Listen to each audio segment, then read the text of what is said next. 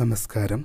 R B merit YouTube ചാനലിലേക്ക് എല്ലാ വിദ്യാർത്ഥികൾക്കും സ്വാഗതം. 5th സ്റ്റാൻഡേർഡിലെ സോഷ്യൽ സയൻസിലെ ഫസ്റ്റ് ചാപ്റ്ററാണ് ഇന്ന് നമ്മൾ ഡിസ്കസ് ചെയ്യാൻ വേണ്ടി പോകുന്നത്. Chapter name a road to history, ചരിത്രത്തിലേക്ക് എന്നതാണ്. പാഠഭാഗം നോക്കുന്ന സമയം നമ്മൾക്ക് ഒരു വിദ്യാലയത്തിൻ്റെ പിക്ചറാണ് കാണാൻ സാധിക്കുന്നത്. ഒരു ചരിത്രം ഉണ്ടാക്കുന്നത് ഏതെല്ലാം സോഴ്സുകളിൽ നിന്നാണ് എന്നത് നമുക്ക് ഇതിൽ നിന്ന് മനസ്സിലാക്കാൻ പറ്റും. ഫസ്റ്റ് ഓഫ് ഓൾ, നമ്മുടെ സ്കൂളിൻ്റെ ഒരു ചരിത്രം ഉണ്ടാക്കാൻ വേണ്ടിയിട്ടാണ് വിദ്യാർത്ഥികളോട് ആവശ്യപ്പെടുന്നത്. അതിനുവേണ്ടി എന്തെല്ലാം ഇൻഫോർമേഷൻസാണ് നമ്മൾ കളക്ട് ചെയ്യേണ്ടതെന്ന് നോക്കാം. ആദ്യമായിട്ട് name of the head master, head mistress, number of students, number of teachers, names of teachers, library, laboratory, computer lab facilities, availability of playground, number of buildings, details of the place where the school is situated, district, taluk, village, survey number. Last one, panchayat, municipality, corporation. Okay, അതായത് പ്രഥമ അധ്യാപികയുടെ പേരോ അതല്ലെങ്കിൽ പ്രഥമ അധ്യാപകൻ്റെ പേരോ, പിന്നെ സ്കൂളിലെ കുട്ടികളുടെ എണ്ണം, അധ്യാപകരുടെ എണ്ണം, അധ്യാപകരുടെ പേരുകൾ, ലൈബ്രറി, ലബോറട്ടറി, കമ്പ്യൂട്ടർ ലാബ് സൗകര്യങ്ങൾ, കളിസ്ഥലത്തിൻ്റെ ലഭ്യത, കെട്ടിടങ്ങളുടെ എണ്ണം, വിദ്യാലയം സ്ഥിതി ചെയ്യുന്ന പ്രദേശം, ആ പ്രദേശം, ജില്ല, താലൂക്ക്, വില്ലേജ്, സർവേ നമ്പർ എന്നിവ ഉൾപ്പെടുത്തണം. അതുപോലെ ലാസ്റ്റായിട്ട് പറയാനുള്ളത് പഞ്ചായത്തിലാണോ മുനിസിപ്പാലിറ്റിയിലാണോ കോർപ്പറേഷനിലാണോ സ്കൂൾ സ്ഥിതി ചെയ്യുന്നത് എന്നുള്ള ഇത്തരം ഇൻഫോർമേഷൻസാണ് നമ്മൾ കളക്ട് ചെയ്തുകൊണ്ട് നമ്മുടെ വിദ്യാലയത്തിൻ്റെ ഹിസ്റ്ററി മേക്ക് ചെയ്യേണ്ടത്. Next sub heading discover and record, കണ്ടെത്താം, രചിക്കാം. ഇനി വിദ്യാലയത്തിൻ്റെ കഴിഞ്ഞ കാലത്തെക്കുറിച്ചുള്ള വിവരങ്ങളാണ് നമുക്ക് ശേഖരിക്കേണ്ടത്. Now let us gather the data on the past of our school. What information to be found out? എന്തെല്ലാം വിവരങ്ങളാണ് അന്വേഷിക്കേണ്ടത് നോക്കാം. First one, year of establishment. Second one, former teachers. Third one, alumni. And fourth one, buildings at the time of establishment, lighter changes. അതായത് വിദ്യാലയം ആരംഭിച്ച വർഷം, മുൻകാല അധ്യാപകർ ആരൊക്കെയായിരുന്നു, പൂർവ്വ വിദ്യാർത്ഥികൾ, ആരംഭകാലത്തെ കെട്ടിടങ്ങൾ, പിൽക്കാലത്തുണ്ടായ മാറ്റങ്ങൾ എന്നിവ നമ്മൾക്ക് കണ്ടെത്തി രചിച്ചു വെക്കേണ്ടതായിട്ടുണ്ട്. Next, from where do we get this data? It is possible for you to gather some of the data using the following hints. First point is name board of the school. Second, flag. Third, school diary. Fourth, annual souvenir. Next, attendance register of previous year and last one, admission register. ഇത്തരം വിവരങ്ങൾ നമുക്ക് എവിടെ നിന്ന് കിട്ടുന്നു എന്നതാണ് ഉദ്ദേശിക്കുന്നത്. ചിലതെല്ലാം നിങ്ങൾക്ക് തന്നെ കണ്ടെത്താൻ കഴിയും. ഈ ചിത്രത്തിൽ കാണുന്ന പോലെ മറ്റ് എന്തെല്ലാം സൂചനകളാണ് നമുക്ക് അതിന് ഉപകരിക്കുന്നതെന്ന് നോക്കാം. ആദ്യമായിട്ട് നമ്മൾ പറഞ്ഞു വിദ്യാലയത്തിൻ്റെ പേരെഴുതിയ ബോർഡ്, അടുത്തത് ചുവരിൽ പതിപ്പിച്ചിട്ടുള്ള ഫലകം, അടുത്തത് സ്കൂൾ ഡയറി, നെക്സ്റ്റ് വാർഷിക സുവനീർ, പഴയ ഹാജർ പുസ്തകങ്ങൾ, അഡ്മിഷൻ രജിസ്റ്റർ. ഇത്രയും സോഴ്സിൽ നിന്ന് നമുക്ക് ഇത്തരം ഇൻഫോർമേഷൻസ് നമുക്ക് കളക്ട് ചെയ്യാവേണ്ടതാണ്. ഇത്രയും കാര്യങ്ങൾ നമ്മൾ കളക്ട് ചെയ്യുകയും അത് റെക്കോർഡായിട്ട് നമ്മൾ എഴുതി വെക്കുകയും ചെയ്തു കഴിഞ്ഞാൽ നമ്മൾക്ക് ഒരു ഹിസ്റ്ററി, നമ്മുടെ വിദ്യാലയത്തിനെ കുറിച്ചുള്ള ഒരു ഹിസ്റ്ററി തയ്യാറായി കഴിഞ്ഞു. The history of my school, എൻ്റെ വിദ്യാലയ ചരിത്രം എന്ന് പറയപ്പെടുന്ന ഒരു ബുക്ക് നമുക്ക് കാണാം ചിത്രത്തിൽ. ഇതുപോലൊരു ബുക്ക് നമുക്ക് തയ്യാറാക്കി കഴിഞ്ഞാൽ നമ്മുടെ വിദ്യാലയത്തിൻ്റെ ഹിസ്റ്ററിയും നമ്മൾ ഉണ്ടാക്കി തീർത്തു എന്ന് നമുക്ക് പറയാം. Okay, what is the history? History is the record of the progress that human beings acquired during the ages. അതായത് മനുഷ്യർ കാലങ്ങളായി ആർജിച്ച പുരോഗതിയുടെ രേഖപ്പെടുത്തലാണ് ചരിത്രമെന്ന് പറയുന്നത്. ഓക്കെ, ചരിത്രത്തെ രണ്ടാക്കി തിരിക്കുന്നുണ്ട്. First one pre historic period, second one historic period.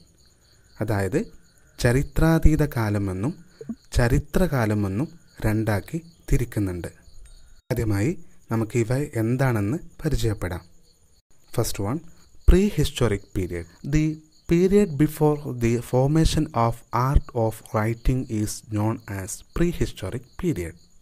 അതായത് ചരിത്രാതീത കാലം എന്ന് പറഞ്ഞു കഴിഞ്ഞാൽ എഴുത്തുവിദ്യ രൂപപ്പെടുന്നതിന് മുമ്പുള്ള കാലം ചരിത്രാതീത കാലം എന്ന പേരിൽ അറിയപ്പെടുന്നു. നമുക്ക് പ്രീ ഹിസ്റ്റോറിക് പീരിയഡിലെ കുറച്ച് പിക്ചേഴ്സ് ഒബ്സർവ് ചെയ്യാം. Stone tools used during the pre historic period. ചരിത്രാതീത കാലത്ത് മനുഷ്യർ ഉപയോഗിച്ചിരുന്ന കല്ലുകൊണ്ടുണ്ടാക്കിയ ഉപകരണങ്ങളാണ് ചിത്രത്തിൽ കാണാൻ സാധിക്കുന്നത്. നെക്സ്റ്റ് കേവ് പെയിൻറ്റിങ്സ്, ബിംബേദ്ക ഗുഹാചിത്രങ്ങളുടെ ഫോട്ടോയും നമുക്ക് കാണുവാൻ സാധിക്കുന്നുണ്ട്. ഓക്കെ, ഇത്തരം ചിത്രങ്ങളിൽ നിന്നെല്ലാം നമുക്ക് പ്രീ ഹിസ്റ്റോറിക്കൽ പീരിയഡിനെ കുറിച്ചുള്ള ഇൻഫോർമേഷൻസ് നമുക്ക് ശേഖരിക്കാൻ പറ്റുന്നുണ്ട്. Okay, next historic period. What is the historic period? Answer is the period with written records is known as the historic period. അതായത് എഴുതപ്പെട്ട രേഖകളുള്ള കാലം ചരിത്രകാലം എന്ന പേരിലാണ് അറിയപ്പെടുന്നത്. Observe the pictures given below. നമുക്ക് ചരിത്ര കാലത്തിലെ ചില ചിത്രങ്ങളൊന്ന് നിരീക്ഷിക്കാം. Books, early coins, palm leaves, stone inscriptions. അതായത് പുസ്തകങ്ങൾ, പഴയകാല നാണയങ്ങൾ, താളിയോലകൾ, ശിലാലിഖിതങ്ങൾ. ഇത്തരം ചിത്രങ്ങളിൽ നിന്ന് നമുക്ക് മനസ്സിലാക്കാൻ പറ്റുന്നത് എഴുതപ്പെട്ട രേഖകൾ ഉണ്ടായിരുന്നു എന്നതാണ് മനസ്സിലാക്കാൻ പറ്റുന്നത്. ഓക്കെ, അതിനെയാണ് ഹിസ്റ്റോറിക് പീരിയഡ് അതല്ലെങ്കിൽ ചരിത്രകാലമെന്ന് അറിയപ്പെടുന്നത്. Next one, what is the differences between the pre historic period and historic period. ചരിത്രാതീത കാലം ചരിത്രകാലം തമ്മിലുള്ള വ്യത്യാസങ്ങൾ എന്തൊക്കെയാണ്? First one, pre historic period, ചരിത്രാതീത കാലം. First point is it is the period before the formation of art of writing. അതായത് എഴുത്തുവിദ്യ രൂപപ്പെടുന്നതിന് മുമ്പുള്ള കാലഘട്ടമാണ്. Next, there were no written documents. എഴുതപ്പെട്ട രേഖകൾ ഉണ്ടായിരുന്നില്ല. Images or pictures were used to write. ചിത്രമാണ് എഴുതാൻ ഉപയോഗിച്ചിരുന്നത്. This is a time of no script. എഴുതാൻ ലിപിയില്ലാത്ത കാലഘട്ടമാണ്. നെക്സ്റ്റ് വൺ, ഹിസ്റ്റോറിക് പീരിയഡ്, ചരിത്രകാലം. First point is the period with written records. എഴുതപ്പെട്ട രേഖകളുള്ള കാലഘട്ടമായിരുന്നു. Next point, there were written documents. അതുകൊണ്ട് തന്നെ എഴുതപ്പെട്ട രേഖകൾ ഉണ്ടായിരുന്നതായിട്ട് കാണുവാൻ സാധിക്കുന്നു. Third one, the image were not used for writing. ചിത്രങ്ങൾ എഴുതാൻ ഉപയോഗിച്ചിരുന്നില്ല. Last point, it was a time to write of script. എഴുതാൻ വേണ്ടി ലിപികളാണ് ഉപയോഗിച്ചിട്ടുണ്ടായിരുന്നത് എന്നതാണ്. ഇത്രയും ഡിഫറൻസസ് ആണ് നമുക്ക് കാണുവാൻ സാധിക്കുന്നത് historic period and pre historic period. Okay, next നമുക്ക് ഹിസ്റ്റോറിക്കൽ മോണ്യുമെൻറ്റ്സിനെ പ്രിസർവ് ചെയ്യേണ്ടതായിട്ടുണ്ട്. Okay, let's preserve the historical remains. അതായത് ശേഷിപ്പുകൾ സംരക്ഷിക്കാം. നമുക്കറിയാം, ഇന്ന് കാണുന്ന ഓരോ മ്യൂസിയമിൽ ഹിസ്റ്റോറിക്കൽ മോണ്യുമെൻറ്റ്സുകൾ സംരക്ഷിക്കുന്നതായിട്ട് കാണുവാൻ സാധിക്കുന്നുണ്ട്. എന്തിനാണ് ഇവയൊക്കെ സംരക്ഷിക്കപ്പെടുന്നത്? അതുപോലെ എന്തെല്ലാമാണ് മ്യൂസിയമിൽ സംരക്ഷിക്കപ്പെടുന്ന ഓബ്ജക്ട്സുകൾ, അതായത് വസ്തുക്കൾ? ഇവയെക്കുറിച്ച് ചർച്ച ചെയ്യുമ്പോൾ നമുക്കറിയാം, മുൻകാലത്തെക്കുറിച്ചുള്ള വിവരണങ്ങൾ പഠിക്കാൻ വേണ്ടിയും മനസ്സിലാക്കാൻ വേണ്ടിയുമാണ്. അതുപോലെ മ്യൂസിയമിൽ പഴയകാല ഉപകരണങ്ങൾ, അതുപോലെ തന്നെ പഴയകാല ഹിസ്റ്റോറിക്കൽ മോണ്യുമെൻറ്റ്സുകൾ സൂക്ഷിക്കപ്പെടുന്നുണ്ട്. ഒരു ക്വസ്റ്റ്യൻ റീഡ് ചെയ്യാം. What are the objects preserved in a museum? Answer is, a museum keeps the objects or their remains that were once used by man. അതായത് എന്തെല്ലാമാണ് മ്യൂസിയത്തിൽ സംരക്ഷിക്കുന്നത്?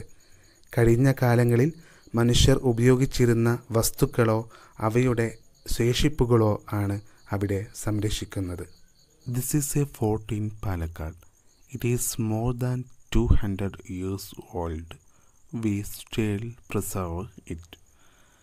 പാലക്കാട് പട്ടണത്തിൽ സ്ഥിതി ചെയ്യുന്ന ഒരു കോട്ടയുടെ ഫിഗറാണ് നമ്മൾ ഒബ്സർവ് ചെയ്യുന്നത്. ഈ കോട്ടയ്ക്ക് 200 വർഷത്തിലധികം പഴക്കമുണ്ട്. നമ്മൾ ഇത് ഇന്നും സംരക്ഷിക്കപ്പെടുന്നു. Why are the historical monuments preserved? Answer is, they are preserved because they give much valuable information on the past of human life. അതായത് ചരിത്ര ശേഷിപ്പുകൾ സംരക്ഷിക്കുന്നതിൻ്റെ കാരണം എന്തായിരിക്കും? കഴിഞ്ഞ കാലത്തെ മനുഷ്യരുടെ ജീവിതത്തെക്കുറിച്ച് വിവരങ്ങൾ നൽകുന്നതുകൊണ്ടാണ് അവ സംരക്ഷിക്കപ്പെടുന്നത്. The pictures given below are the remains related to the funeral practices in ancient Kerala. Find out their names and write them down in the columns provided. നമുക്കറിയാം, ഏർലി ഹ്യൂമൻ ലൈഫിൽ, അതായത് പ്രാചീന കാലഘട്ടത്തിൽ കേരളത്തിൽ നിലനിന്നിരുന്ന ശവസംസ്കാര സമ്പ്രദായങ്ങളുമായിട്ട് ബന്ധപ്പെട്ട സ്മാരകങ്ങളുടെ ചിത്രങ്ങളാണ് നമ്മൾ ഒബ്സർവ് ചെയ്തിരിക്കുന്നത്. ടെക്സ്റ്റ് ബുക്കിൽ 3 ചിത്രങ്ങൾ തന്നുകൊണ്ട് അതിൻ്റെ യഥാർത്ഥ പേരുകൾ കണ്ടെത്തി കാര്യങ്ങൾ മനസ്സിലാക്കാനാണ് പ്രവർത്തനം തന്നിരിക്കുന്നത്. First figure is stone umbrella, അതായത് കുടക്കൽ എന്ന് പറയും. സെക്കൻഡ് വൺ റോക്ക് ചാമ്പർ, മുനിയറ. തേർഡ് വൺ ബെറിയാൾ, നന്നങ്ങാടി. ഓക്കെ, ഈ 3 ചിത്രങ്ങളെയും പരിചയപ്പെടുത്തുകയാണെങ്കിൽ ആൻഷ്യൻ്റ് ഹ്യൂമൻ ലൈഫിൽ, അതായത് പ്രാചീന കാലഘട്ടത്ത് മരിച്ചു കഴിഞ്ഞാൽ ശവമടക്കിയതിൻ്റെ മുകളിലായിട്ട് നാട്ടിവെക്കുന്ന 2 കാര്യങ്ങളാണ് അവിടെ. ഒന്നാമതായിട്ട് സ്റ്റോൺ അംബ്രല്ല എന്ന് പറഞ്ഞത്, കുടക്കൽ എന്ന് പറഞ്ഞത്. അതുപോലെ തന്നെ റോക്ക് ചാമ്പർ, മുനിയറ എന്ന് പറയപ്പെടുന്ന ആ ഒരു ഫിഗറും ഇതിനെ ഉപയോഗിക്കുന്ന ചിത്രങ്ങളാണ്. ഓക്കെ, ഫോർ എക്സാമ്പിൾ, ഇന്ന് നമുക്ക് കാണപ്പെടുന്ന ഒരാൾ മരിച്ചു കഴിഞ്ഞാൽ, മറമാടി കഴിഞ്ഞാൽ നാട്ടുകല്ലുകൾ 2 സൈഡിലായിട്ട് വെക്കാറുണ്ട്. അതിന് ബദലായിട്ടാണ് ഈ ഒരു രീതി ഉണ്ടായിരുന്നത് എന്ന് നമുക്ക് മനസ്സിലാക്കാൻ പറ്റും. അടുത്തത് അൺബെഴിയാൽ, അതായത് നന്നങ്ങാടി എന്ന് പറഞ്ഞു.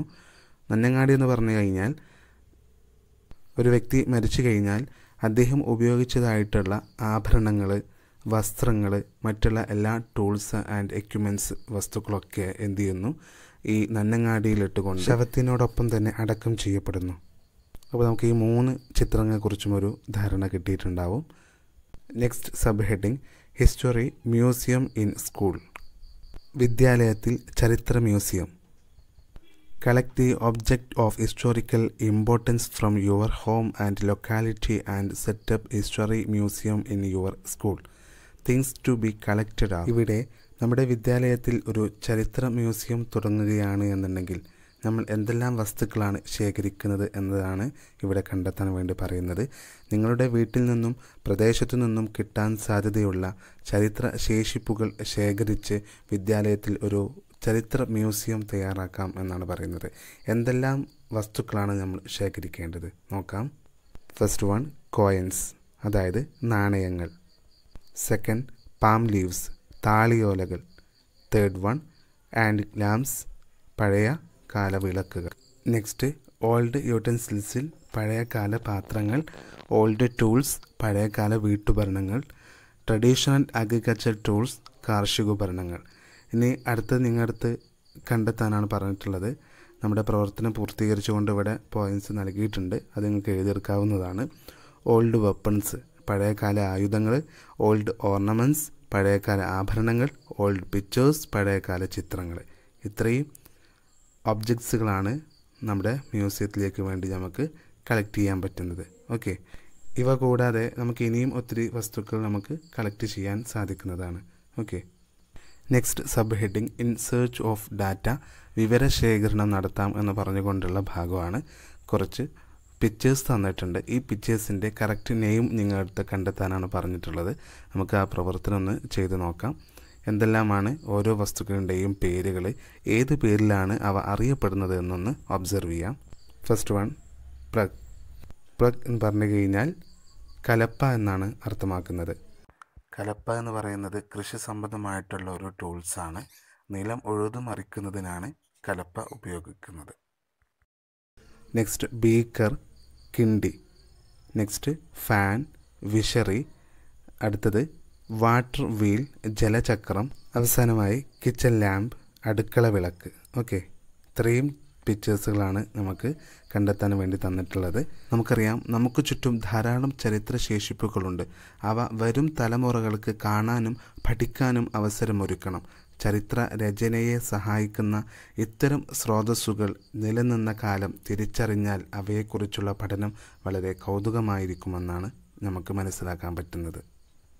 Next sub heading reckoning time, കാലം കണക്കാക്കാം. Okay, when did India attain independence? 1947, as you know. The formation of the state of Kerala was in 1956. How many years after independence was the state of Kerala formed? Answer is 9 years. Gandhiji led the salt satyagraha in 1930. How many years before the independence was the salt satyagraha organized? Answer is 17 years before. Okay. ഈ ഒരു ഭാഗത്തെ കുറച്ച് ചോദ്യങ്ങളാണ് തന്നിരിക്കുന്നത്.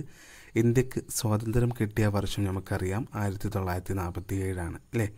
കേരള സംസ്ഥാനം നിലവിൽ വന്നതോ 1956 ഇനി ഇവിടെ ഒരു ക്വസ്റ്റ്യൻ വരുന്നത്, സ്വാതന്ത്ര്യം കിട്ടി എത്ര വർഷം കഴിഞ്ഞാണ് കേരള സംസ്ഥാനം രൂപം കൊണ്ടത് എന്നാണ് ചോദിക്കുന്നത്.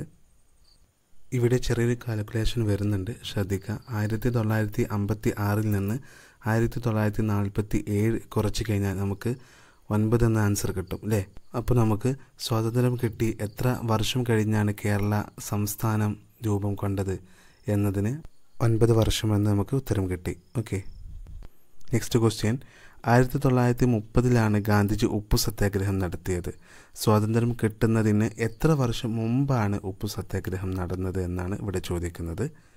ഇവിടുത്തെ കാൽക്കുലേഷൻ എന്ന് പറയുന്നത് 1947 നിന്ന് 1930 മൈനസ് ചെയ്യുമ്പോൾ നമുക്ക് 17 എന്ന് ഉത്തരം കിട്ടും അല്ലേ? അപ്പോൾ അതുകൊണ്ട് 17 വർഷം മുമ്പാണ് ഉപ്പു സത്യാഗ്രഹം നടന്നത് എന്ന് നമുക്ക് കണ്ടെത്താൻ കഴിയുന്നു. ഓക്കെ, ഇവിടെ നമ്മൾ കാലഗണന നടത്തുന്നതിനായിട്ട് ഇന്ത്യക്ക് സ്വാതന്ത്ര്യം കിട്ടിയ വർഷത്തെയാണ് അടിസ്ഥാനമാക്കിയത്. Here chronology is measured based on the year of Indian independence. Okay, എന്നാൽ ഇന്ന് ലോകത്ത് പൊതുവായി കാലഗണനയ്ക്ക് ഉപയോഗിക്കുന്നത് ക്രിസ്തു വർഷമാണ്. യേശു ക്രിസ്തുവിൻ്റെ ജനനത്തെ അടിസ്ഥാനമാക്കി കാലത്തെ AD എന്നും BC എന്നും വിഭജിക്കപ്പെട്ടിട്ടുണ്ട്. ക്രിസ്തു ജനിക്കുന്നതിന് ശേഷമുള്ള കാലം AD, അതായത് അന്നോ ഡോമിനി എന്നും, ക്രിസ്തു ജനിക്കുന്നതിന് മുമ്പുള്ള കാലം BC, ബിഫോർ ക്രിസ്ത് എന്നും അറിയപ്പെടുന്നു. ഈ കാലഗണന ഇപ്പോൾ യഥാക്രമം CE, അതായത് കോമൺ എറ എന്നും BCE, ബിഫോർ കോമൺ എറ എന്നും അറിയപ്പെടുന്നുണ്ട്. ഈ കാണുന്ന ചിത്രം ഒന്ന് ഒബ്സർവ് ചെയ്യുക. AD CE എന്നും BC BCE എന്നുമാണ് ഇന്ന് അറിയപ്പെടുന്നത്. ഇവിടെ BCA BCE എന്ന പേരിലാണ് അറിയപ്പെടുന്നതെന്ന് എളുപ്പത്തിൽ മനസ്സിലാക്കാൻ പറ്റും. ഓക്കെ, ഈ കാണുന്ന 2 ആരോ മാർക്കുകൾ ശ്രദ്ധിക്കുക. ആദ്യമായിട്ട് AD ആണ് പറയുന്നത്. അതിൽ അടയാളപ്പെടുത്തിയിരിക്കുന്ന ഓരോ അക്കങ്ങൾ ശ്രദ്ധിക്കുക. 1, 100, 200, 300, 400, 500. ഇവിടെ AD അങ്ങോട്ട് പോകും തോറും അതിൻ്റെ വാല്യൂ കൂടിക്കൊണ്ടിരിക്കുന്നു. എന്നാൽ BC ലെഫ്റ്റ് സൈഡിലോട്ട് പോകും തോറുമാണ് അതിൻ്റെ എമൗണ്ട് കൂടിക്കൊണ്ടിരിക്കുന്നതെന്ന് ശ്രദ്ധിക്കുക. ടുഡേ ദി ക്രിസ്ത്യൻ എറ is the common scale of chronology all over the world. The period in history is divided into AD and BC based on the birth of Jesus Christ. The time before and after the birth of Jesus Christ is known as BC, അതായത് before Christ, and AD Anno Domini respectively. Now they are also known as CE, Common Era, and BCE, before Common Era. Okay. ഇവിടെ അന്നോ ഡോമിനി എന്ന് പറഞ്ഞു കഴിഞ്ഞാൽ Latin ഭാഷയിലുള്ള ഈ പദത്തിൻ്റെ അർത്ഥം in the year of our Lord's birth എന്നാണ്.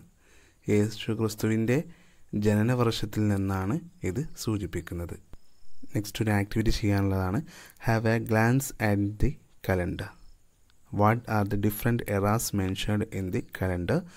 Right them down. First Christian era, അതായത് കലണ്ടർ നോക്കിക്കൊണ്ട് ഏതെല്ലാം വർഷക്രമങ്ങളാണ് രേഖപ്പെടുത്തിയിരിക്കുന്നത് എന്ന് നിങ്ങളടുത്ത് കണ്ടെത്താനാണ് പറയുന്നത്. ഓൾറെഡി അവിടെ ഒന്ന് തന്നിട്ടുണ്ട്, ക്രിസ്തു വർഷം, ക്രിസ്ത്യൻ എറ എന്ന് കണ്ടു അല്ലേ. ബാക്കിയുള്ള കാര്യം നമുക്ക് ഫില്ല് ചെയ്യാം. ഹിജറ വർഷം, അതായത് അറബി മാസം. നെക്സ്റ്റ് ശകവർഷം, അവസാനം കൊല്ലവർഷം. ഇവിടെ ശകവർഷം എന്ന് പറയുമ്പോൾ ഇന്ത്യയുടെ ഔദ്യോഗിക സിവിൽ കലണ്ടറാണ് ശകവർഷം അല്ലെങ്കിൽ ഇന്ത്യൻ ദേശീയ കലണ്ടർ എന്ന് പറയുന്നത്. 1957 ഭാരത സർക്കാരിൻ്റെ കലണ്ടർ പരിഷ്കാര സമിതിയുടെ ശുപാർശ അനുസരിച്ച് ഇന്ത്യയുടെ ദേശീയ സിവിൽ കലണ്ടറായിട്ട് ശകവർഷം അംഗീകരിക്കപ്പെട്ടു. അതിൻ്റെ ഓരോ മാസങ്ങളുടെ പേരുകളും അതുപോലെ തന്നെ നമ്മൾ ഇന്ന് പരിചയപ്പെട്ട ജനുവരി, ഫെബ്രുവരി, മാർച്ച് എന്ന് തുടങ്ങിയിട്ടുള്ള മാസങ്ങളുടെ പേരുകളും അവിടെ നൽകിയിട്ടുണ്ട്. ജസ്റ്റ് ഒന്ന് ഒബ്സർവ് ചെയ്യുക. Okay. Next sub heading centuries. നൂറ്റാണ്ട് കണക്കാക്കാം. നമ്മൾ ഏത് നൂറ്റാണ്ടിലാണ് ജീവിക്കുന്നത്? 21-ാം നൂറ്റാണ്ടിൽ. 21-ാം നൂറ്റാണ്ട് ആരംഭിച്ചത് എന്നു മുതലാണ്? ഒരു നൂറ്റാണ്ട് എന്നത് 100 വർഷമാണ് എന്ന് പ്രത്യേകം ശ്രദ്ധിക്കുക. ഉദാഹരണത്തിന് AD 1 മുതൽ 100 വരെയുള്ളത് 1-ാം നൂറ്റാണ്ടാണ്. AD 1901 മുതൽ 2000 വരെയുള്ളത് 20-ാം നൂറ്റാണ്ടാണ് എന്ന് നമുക്ക് താഴെ കാണുന്ന ചിത്രത്തിൽ നിന്ന് മനസ്സിലാക്കാൻ പറ്റുന്നുണ്ട്. Do you know in which century you are living? Yes, in the 21st century. Do you know when it began? A century denotes 100 years. For example, AD 1 to AD 100 is the first century. Figure observe. AD 1901 to AD 2000 in the 20th century. See in the illustration below. 20th century 1901 to 2000. Okay. ഇവിടെ പ്രധാനപ്പെട്ടൊരു question ഉണ്ട്. എന്താണ് century എന്ന് പറഞ്ഞു കഴിഞ്ഞാൽ, അതല്ലെങ്കിൽ what is the century? Answer is A century denote 100 years. അതായത് ഒരു നൂറ്റാണ്ട് എന്നത് 100 വർഷമാണ് എന്ന് എഴുതി വെക്കണം. ഓക്കെ. ഇനി നമുക്കൊരു ആക്ടിവിറ്റി ചെയ്ത് നോക്കാം. താഴെ പറയുന്ന വർഷങ്ങൾ ഏത് നൂറ്റാണ്ടിലാണെന്ന് കണ്ടെത്തൂ. ഓക്കെ. ഒരു കോളത്തിൽ വർഷം കൊടുത്തിട്ടുണ്ട്, മറുകോളത്തിൽ അതിൻ്റെ നൂറ്റാണ്ട് കണ്ടെത്താൻ വേണ്ടി പറയുന്നുണ്ട്. Identify the centuries to which the following years fall. First column is years and second column centuries. ഈ ആക്ടിവിറ്റി നമുക്ക് ചെയ്ത് നോക്കാം. AD 2014 21th century. Okay. AD 1947 20ാമത്തെ സെഞ്ച്വറിയാണ്. അതുപോലെ AD 1857 19th century. 261 BC 3rd century BC. 326 BC 4th century BC. Okay. ഇത് നമുക്ക് എങ്ങനെ കണക്കാക്കാമെന്ന് നോക്കാം. മുകളിൽ തന്നിരിക്കുന്ന ഫിഗർ ഒബ്സർവ് ചെയ്യുക. ഇവിടെ AD 2014 എന്ന് പറയുന്നത് മുകളിൽ അടയാളപ്പെടുത്തിയിരിക്കുന്ന 19ാം നൂറ്റാണ്ട്, 20ാം നൂറ്റാണ്ട്, 21ാം നൂറ്റാണ്ട് എന്ന് പറയപ്പെടുന്ന ആ ഭാഗത്ത് ഇവിടെ 31/12/2000 മുതൽ അടുത്ത പോയിന്റിൽ നമ്മൾ മാർക്ക് ചെയ്യേണ്ടത് 2100. അതുവരെയാണ് 100 വർഷം. അപ്പോൾ 21ാം നൂറ്റാണ്ടിലേക്ക് കടന്നു. അങ്ങനെയാണെങ്കിൽ 2014 21ാം നൂറ്റാണ്ടിലാണ്. അതേ രൂപത്തിൽ 1947 എന്നത് 1901ൻ്റെയും 2000ൻ്റെയും ഇടയിലാണ്. അതുകൊണ്ടാണ് 20ാം നൂറ്റാണ്ട് എന്ന് പറയുന്നത്. ഓക്കെ. അടുത്തത് AD 1857. അത് 1991ൻ്റെ ലെഫ്റ്റ് സൈഡിലുള്ള 19ാം നൂറ്റാണ്ടിൽ പെടുന്നതാണ്. ഇനി 261 BC. അത് 3ാമത്തെ സെഞ്ച്വറി BC എന്ന രൂപത്തിലാണ് കാണപ്പെടുന്നത് അല്ലേ. എങ്ങനെയാണ് അത് കിട്ടിയെന്ന് നോക്കാം. 1 മുതൽ 100 വരെ 1 സെഞ്ച്വറി BC. പിന്നെ 100 മുതൽ 200 വരെ 2ാമത്തെ സെഞ്ച്വറി. പിന്നെ 200 മുതൽ 300 വരെ 3ാമത്തെ സെഞ്ച്വറി. അങ്ങനെ ഇവിടെ ഉള്ളത് 261 ആണ്. അതുകൊണ്ട് അത് 3ാമത്തെ സെഞ്ച്വറിയിൽ പെടുന്നു. അടുത്ത നോക്കൂ നിങ്ങൾ 326 BC. അപ്പോൾ 261 നമ്മൾ കണ്ടു മൂന്നാമത്തെ നൂറ്റാണ്ടിൽ പെടുന്നതാണ്. അതുകൊണ്ട് 326 എന്ന് പറയുന്നത് തൊട്ട് മുകളിലുള്ള അക്കം, അതായത് 4 BC, 4-ാം നൂറ്റാണ്ടിലാണ് പെടുന്നതെന്ന് നമുക്ക് ഇതിൽ നിന്ന് മനസ്സിലാക്കാൻ പറ്റി. ഓക്കെ, സെഞ്ചുറി നമുക്ക് പെട്ടെന്ന് മനസ്സിലാകണമെന്നുണ്ടെങ്കിൽ നിങ്ങൾക്കറിയാം, ക്രിക്കറ്റിൽ നമ്മൾ സെഞ്ചുറി അടിച്ചു എന്ന് പറയാറുണ്ട് അല്ലേ? അതെന്താണ്? 100 റൺസ് എടുക്കുന്ന സമയമാണ് നമ്മൾ സെഞ്ചുറി അടിച്ചെന്ന് പറയുന്നത്. അത് ഓർത്ത് നിന്നാൽ മതി, എന്നാൽ പിന്നെ നിങ്ങൾക്ക് അത് മറക്കത്തില്ല. ഈ ചാപ്റ്ററിൻ്റെ അവസാനത്തെ പ്രവർത്തനം നമുക്ക് ചെയ്തു നോക്കാം. ചുവടെ തന്നിട്ടുള്ളതിൽ നിന്ന് ചരിത്രകാലത്തെയും ചരിത്രാതീത കാലത്തെയും തരംതിരിക്കാനാണ് പറയുന്നത്. ഓക്കെ, എന്തൊക്കെ നൽകിയിട്ടെന്ന് നോക്കാം. നാണയങ്ങൾ, ശിലായുധങ്ങൾ, പുസ്തകങ്ങൾ, പുരാതന മൺപാത്രങ്ങൾ, ഗുഹാചിത്രങ്ങൾ, താളിയോലകൾ, സ്റ്റാമ്പുകൾ അല്ലേ? Classify the following into historical and pre historic sources: coins, books, cave paintings, stamps, stone weapons, ancient earthenware and palm leaves. Okay, പ്രവർത്തനം ചെയ്തു വരുന്ന സമയം നമുക്ക് നോക്കാം. നാണയങ്ങൾ ചരിത്രകാലത്തിൽ ഉള്ളതാണ്. ശിലായുധങ്ങൾ ചരിത്രാതീത കാലത്തിലുള്ളതാണ്. പുസ്തകം ചരിത്രകാലം, പുരാതന മൺപാത്രങ്ങൾ ചരിത്രാതീത കാലം, അതുപോലെ ഗുഹാചിത്രങ്ങൾ ചരിത്രാതീത കാലം, താളിയോലകൾ ചരിത്രാതീത കാലം, സ്റ്റാമ്പുകൾ ചരിത്രകാലം. ഓക്കെ, ഇംഗ്ലീഷ് മീഡിയം സ്റ്റുഡൻറ്റ് ശ്രദ്ധിക്കുക. Coins historic period, books historic period, cave painting pre historic period, stamp historic period, stone weapons pre historical period, ancient earthenware pre-historical period, last one palm leaves pre-historic period. ഇത്രയും കാര്യങ്ങളാണ് first ചാപ്റ്ററിൽ നമുക്ക് discuss ചെയ്യാനുള്ളത്. Thank you for watching.